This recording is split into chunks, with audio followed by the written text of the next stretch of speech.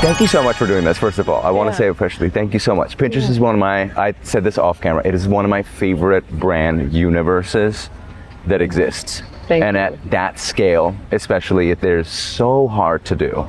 And you're doing it, and you're doing it consistently, and you're trying things. It's like the success isn't arresting you, and the things that don't go well aren't arresting you. The things that go massively well aren't arresting you, and you're kind of just keeping moving, and it's so unique because it's not trying to be cool. It's not trying to.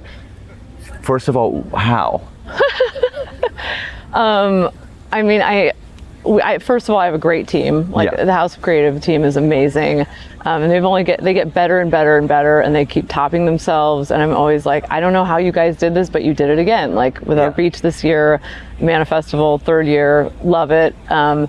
But I'd say the biggest reason for any velocity that you're seeing is just I have amazing partners, like the VPs of marketing that are on either side of me in B2B and consumer, and then Andrea, my boss. Like I couldn't ask for better alchemy, and there's so much trust between us that it's exciting and fun. Like we're giggling about ideas. We're like, oh my God, let's do this, let's try that. Like there's no hand wringing. There's no like second guessing or really worry. It's just like, let's put it out there. Like, so I feel really inspired, and I can move at the speed that I've always wanted to move. Yeah.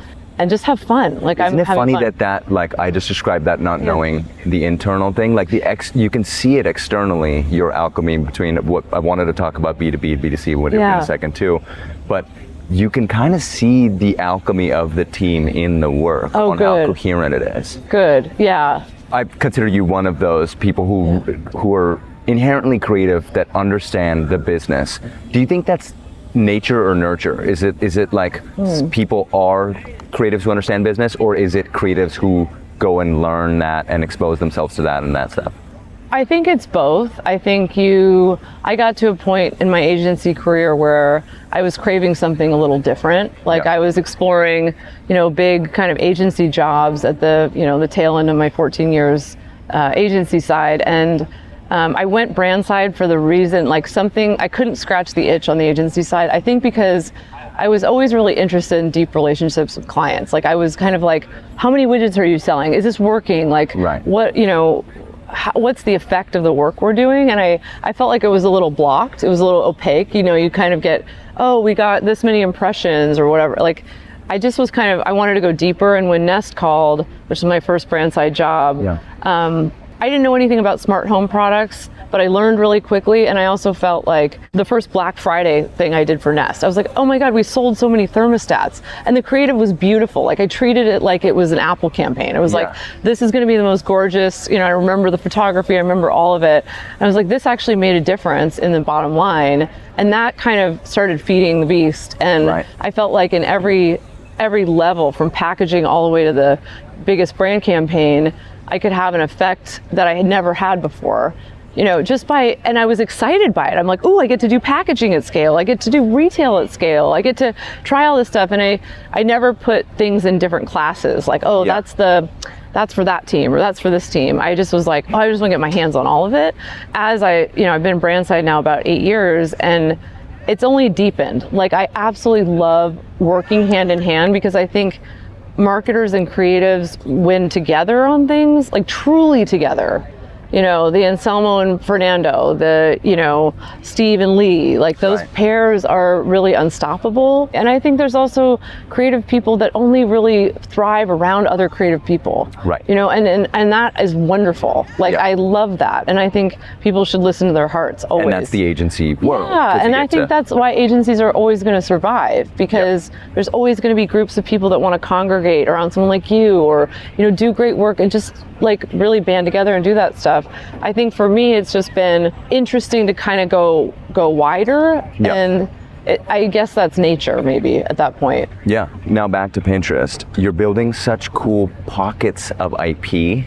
How do you come up with those ideas, and what's the thought behind let's build these little universes and watch them grow? Yeah, I wish I could say like we start with that, like build these universes, let them grow, but Coachella came about because our VP of marketing, Sarah, for consumer, Sarah Pollock, really wanted to partner with Coachella. And she did, and she was brave, and she did all the deals and did all the hard work to get us there, and then really trusted the team, and also was a big part of how the creative developed. For the first year we did the manifestation, then we did this year with collages and this kind of cool like graphic look that we did, and I'm blanking on the illustrator's name, I know her, but that's been really fun. And we kind of stay the course on something, like we'll change it, but we'll also like commit to it's possible, or commit to Pinterest predicts, and just kind of build on it versus change it for change's sake. Yeah. Do you think that's a little bit of a marketing disease that like, I do. Yeah. I do. You want to change something because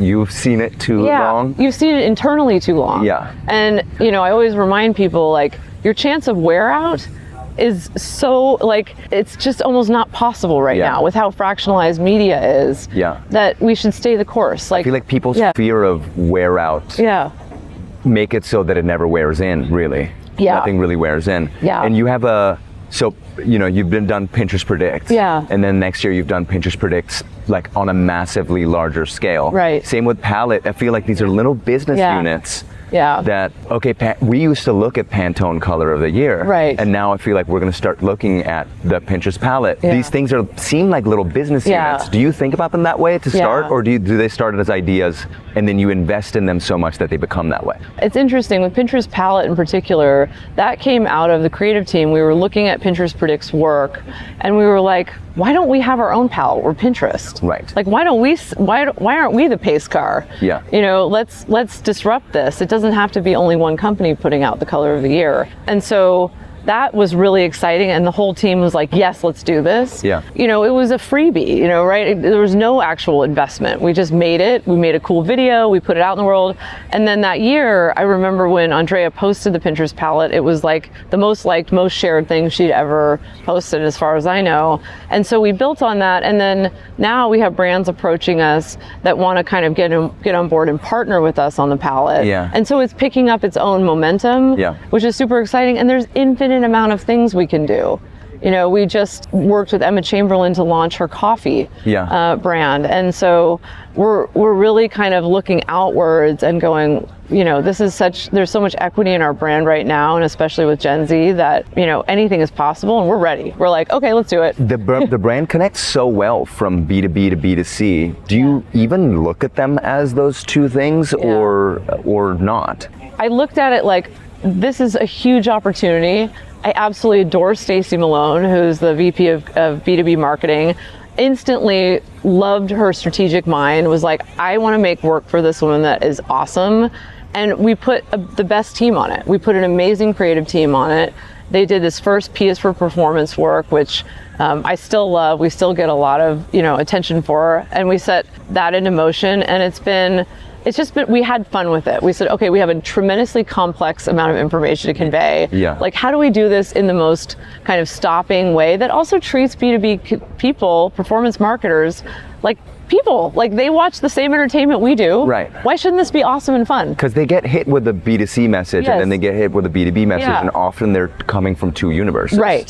Yeah. And I see kind of all the work that we do kind of flows through, really one creative review at the end of the day. And so I feel like that ability, like, it's just a page from Lee Clow or Marcom, like seeing all the work, making sure there's consistency, that also the teams see each other's work. The same team that works on B2B is also the same team that works on B2C. That's probably why. So, isn't it? Every single platform in the world is trying to connect culture to commerce. You are connecting those things really, really well at a brand level.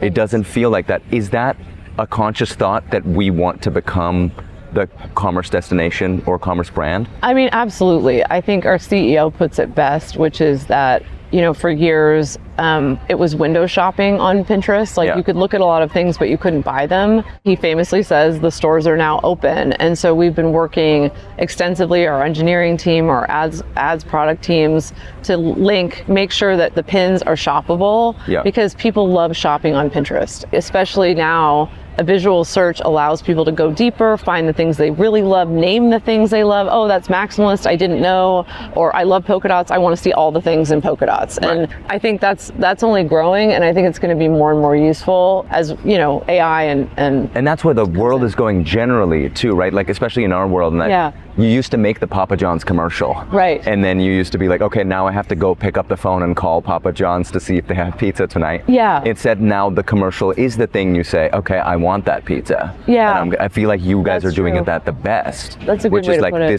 this is what my aspiration is. Yeah. And let's go now. Yeah.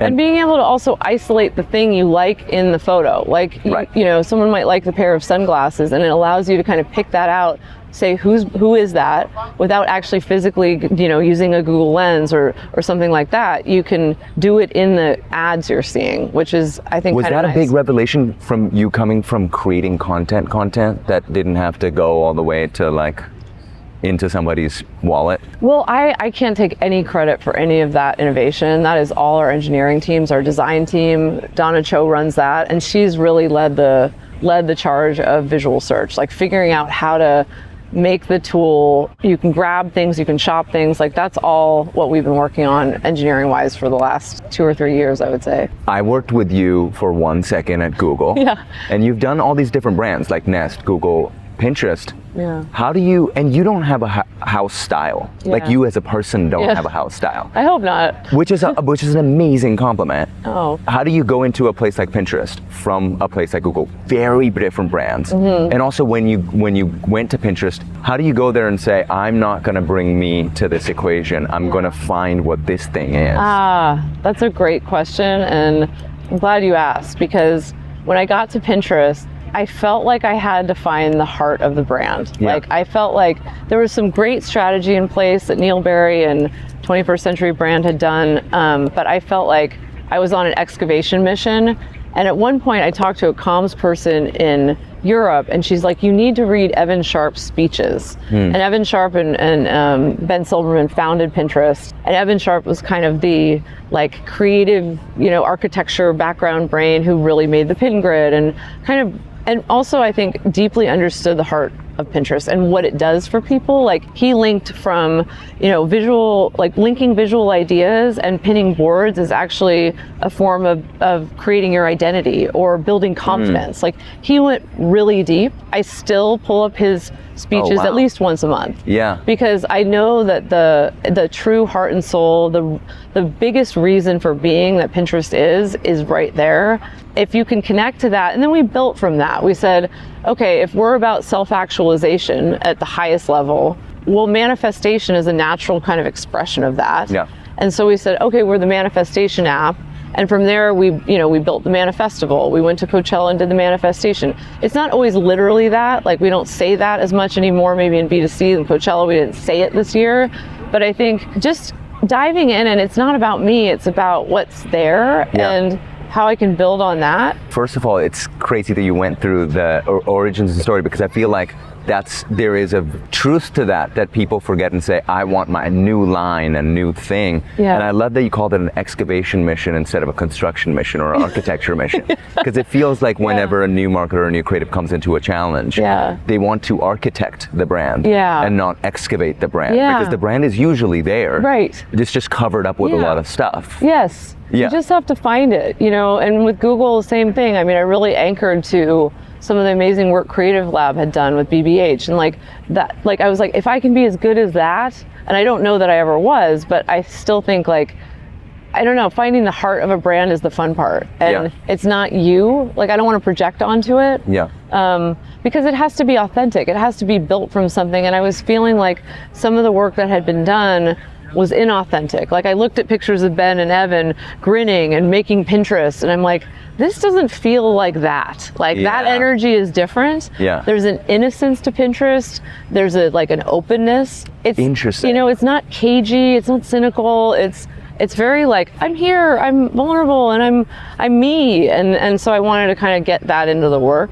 Pinterest is ever expanding, and it's ever expanding always younger. Right. Like young people are getting up and using it and not saying like, oh, that's something that used to be a thing. How do you do that? It's partly marketing and partly also Gen Z seeking out a positive place on the internet. Yeah. Like, I think that was fascinating when I got there. I'm like, wait, the Gen Z numbers are going up. Yeah. That's You're wild. like the only company in the world Right. that's happened to. Yeah, and exactly. And we'd had, a reputation for, it's, a mom brand or it's crafty or whatever. And seeing that, I'm like, okay, why is that happening? What's unique about them flocking to Pinterest? And they were doing it for totally different reasons. They're pinning, their aesthetics, their interests, like entertainment. They're pinning boards of K-pop bands. They're pinning boards that are just green, or summer vibes, or, manifesting something. And I was like, this is really cool. Like, this is something that we should figure out how to go deeper on, and also speak to them the way they're using it. It's different than millennials building a kitchen, or we have boomers on Pinterest, we have Gen X on Pinterest. We really do have everybody, and I think they see it in different ways. And so we definitely look at how to communicate at every level, but it's been really fun. You don't typically age down in a social media platform. We're grateful for it, and we're also grateful to offer that kind of place. What metrics are you looking at to inspire you to find the communications of it? I think we focus on certain target audiences. Definitely millennials are really important to us. They're really in a key life stage, but Gen X also. And it's an interesting thing. We found sometimes that we run work that's targeted at Gen Z, and millennials love it. Gen Z loves it, but millennials are like, that's awesome. And what's I kind of think about the old Pepsi strategy that I remember Rob Schwartz told me about years and years ago. And when they were doing really great work in the 80s and 90s, the strategy was simply 21. And it meant that everyone is 21 inside. I feel like that. I'm 46 now, and I'm like, I still feel like I'm 25. Wait, I'm like the old person at the table. Weird, And I think when we do work that just feels like we're showing the best of Pinterest in our work. I look at us as the gallery walls, and the paintings are all the things that happen on Pinterest. And I'm like, ooh, it's like Willy Wonka's chocolate factory. Go show this cool thing. That's Pinterest predicts. That's showing what's bubbling up and what will be really cool. And people love that, and we've gone, we've worked with you guys on B2C with trend drops. And that's been amazing. There's a lot of people trying to build internal creative teams that are maybe not finding the success that you have. What's your advice on having done this a few times now? And where you are right now feels like you found a perfect pocket. What has changed? What have you learned? I've learned how to be a better leader. I've learned how to give people the encouragement and support to do the work they love.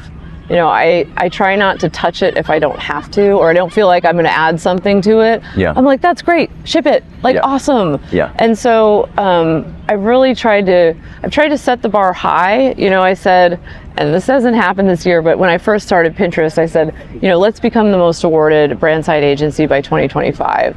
And the team kind of looked at me like, what? We don't. That's weird. And not that awards are everything, and I don't really think about them very often at all, but it orients them in a direction to say we can be. It gives them a goal, and they can do it.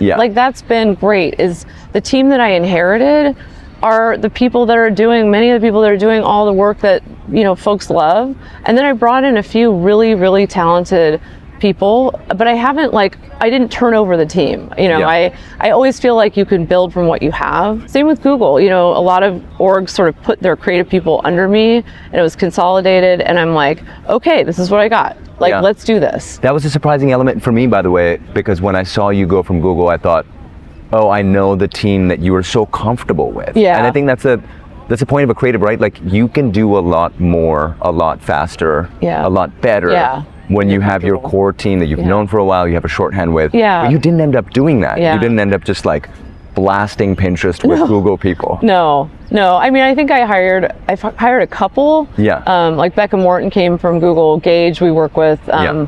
But other than that, no.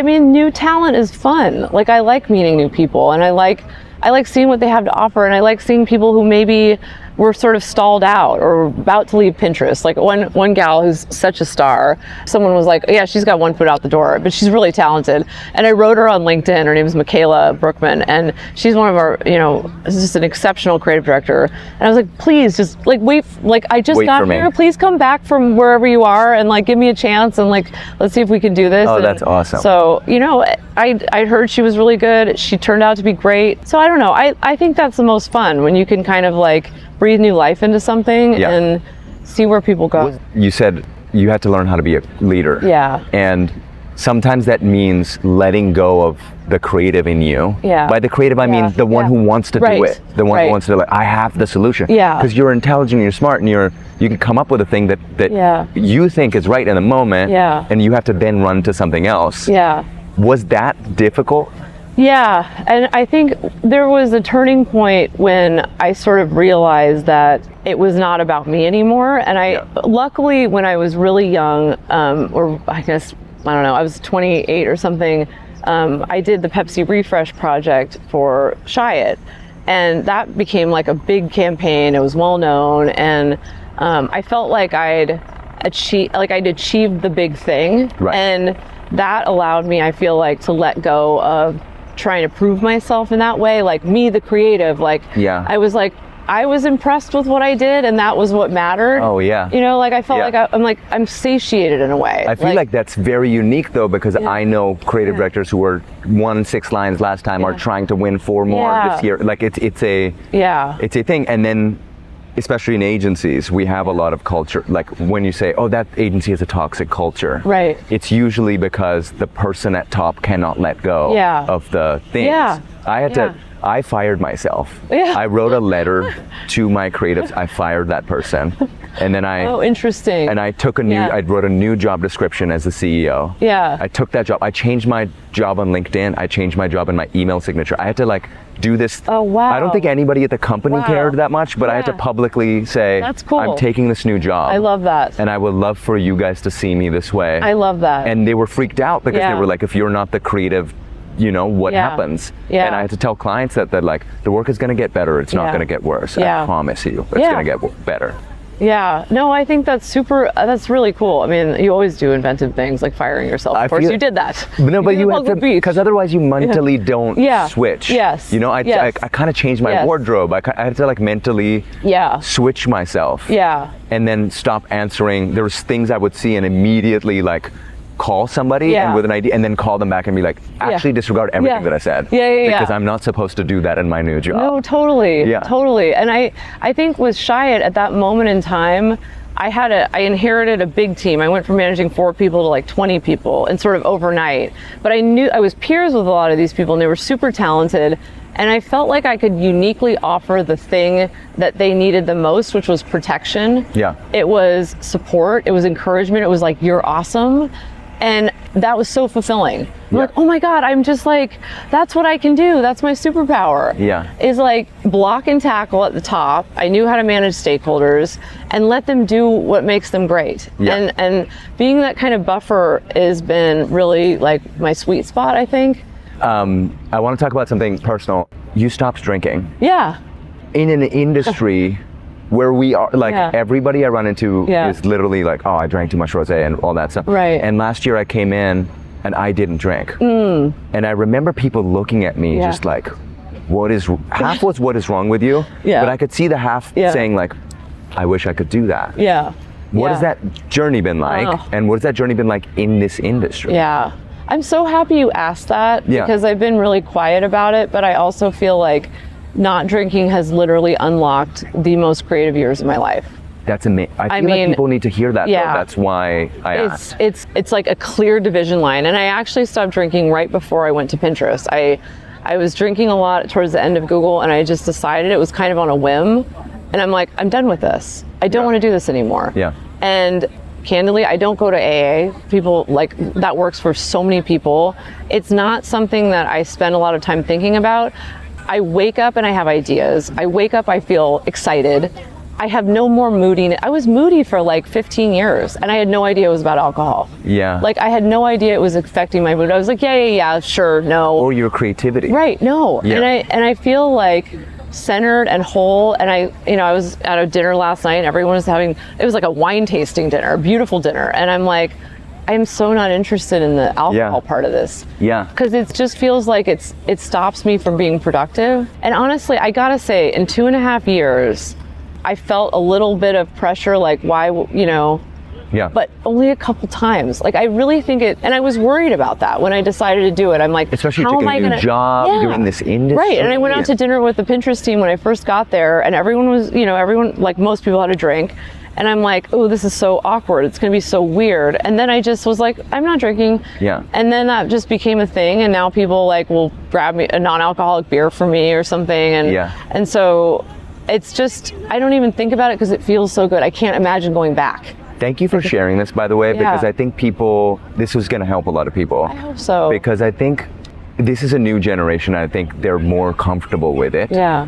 I think if you roll back time 12, 15 years or whatever, I remember going to the thing and being like, if someone said I don't drink, and be like, oh, whatever happened in that guy's life. Right. It was a very there was no, I'm just choosing not to do this thing. And I think people probably silently wonder, like, did she go off the deep end and what happened? Yeah. And, is she an alcoholic? And I'm like, you don't have to do that to do this. No, you don't. And I just didn't like how I felt. I didn't like what it was doing to me. I also feel more in control of conversations. Like alcohol naturally, makes you looser. And I used to regret what I said sometimes. Like I'd wake up in the morning and I'd be like, what did I say? Like, how did I come across? And I don't want to show up that way. Yeah. I don't want to show, I want to become less and less sure of yourself in a way. Yeah. And I love that you talked about creativity, because I think we don't, as creatives, we'll do anything to get our creativity up. Yes. And we maybe not the same for our lives and culture or whatever. Yeah. And I love that you said that it increased your creativity. You found pockets of creativity. So much more. Yeah. And I can see that in your work. Honestly, it's like